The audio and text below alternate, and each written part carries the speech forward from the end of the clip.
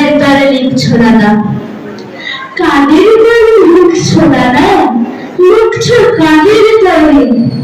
ভগ্নভূতে আধার নামে যাদের করে ঘরে, দুধের বাটি ছেড়েই তারা খুদের বাটি ধরে, তারা কি আর কেউ কোনদিন বই দপ্তর করে? কাদের তরে লিখছো দাদা?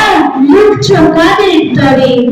গাইতে সাগর গোদার কাঁধে ফিরেছি বেলা ঘরে, বুকের উপর সদাই যাদের পাখির থাকা নড়ে, তারা কি আর কেউ কোনদিন বই দপ্তর করে? করছি মাথা হেট গো দাদা, করছি মাথা হেট, তোমার লেখার অবজ্ঞা হতে পারবে? তোমার কেতাব রাজবাড়িতে পাঠিয়ে দিও হে, নির্বে খেতাব নির্বে খাতি বাড়বে খ্যাতির রেট। সত্যি ভীষণ তারা দাদা, সত্যি ভীষণ তারা, ছড়ার মালা চায় না ওরা, চায় না ছড়ার মালা। রূপকথার ওই রাজমহলে চলছে খোলার বেলা, সবই চোখে স্বপ্ন আঁকি পান্তা ভাতের থালা।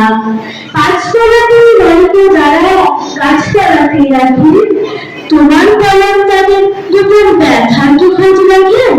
ডুবছে তারা জটিল জীবন চোরাকালির পাকে, তাদের চোখের জলে কজর চালচিত্রের আগে। নমস্কার।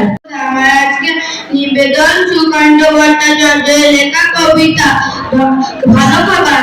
ধনপতি পাল তিনি জমিদার মস্ত, সূর্য রাজ্যে তার যাই না তো অস্ত। তার ওপর ফুটে ওঠে কারখানা ব্যাংকে, আয়তনে হারালেন মোটা খোলা ব্যাংকে।